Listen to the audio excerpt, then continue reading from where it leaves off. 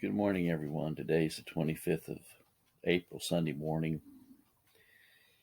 and sometimes we're asked to do things that are very difficult for us to do. It's not easy to come out against false doctrine and false teaching because we know that we're going to be lambasted when we take a stand for truth.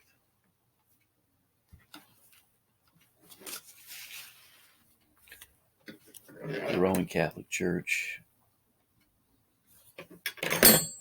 has a person at the top of the realm that is called His Holiness.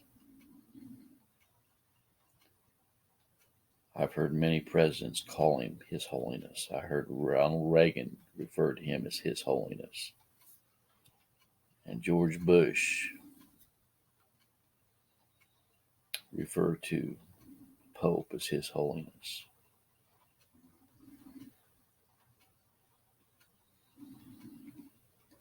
Would you refer to yourself as My Holiness? I hope not. Can you imagine a man allowing someone else to call him His Holiness? Wow. But there are people that are not the Pope that want people to think they're holy in and of themselves. Not the imputed righteousness of Christ, but they actually want people to think they're holy. They think they've reached a standard of perfection that is equal with God Himself. Why do you think that the Apostle Paul spent so much time on this subject, distinguishing works from grace? Because he had to deal with Judaizers as well. And he took them to task over their false teachings. These Judaizers, these Pharisees, these Sadducees, these people that sat in the council, these people in high places, were modern day Jesuits. That's what they were. I mean, I guess they weren't modern day then, but they were practicing Jesuitical behavior.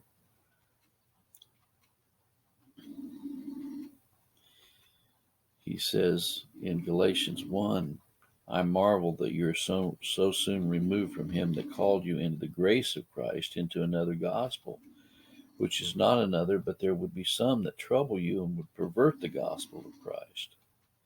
But though we or an angel from heaven preach any other gospel unto you than that which we have preached unto you, let him be accursed. And as we said before, so say I now again, if any man preach any other gospel unto you than that ye have received, let him be accursed. But I certify, brethren, that the gospel which was preached after me is not after man.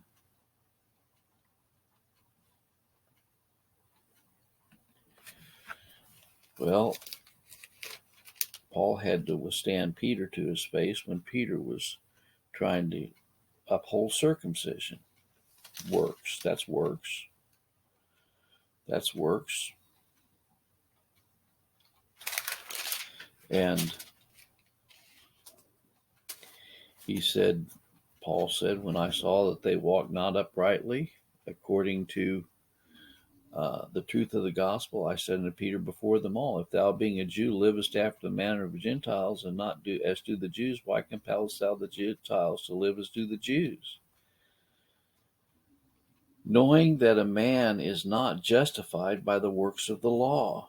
I'm reading from Galatians 2:16. Knowing that a man is not justified by the works of the law, but by the faith of Jesus Christ.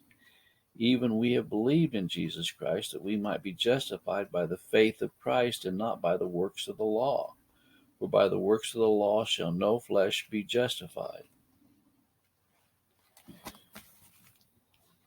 Well, there's a lot of people that are saying that works justify you before God. But it's not true. And faith is an origin from Christ himself. Hebrews 12:2, where he's the author and finisher of our faith.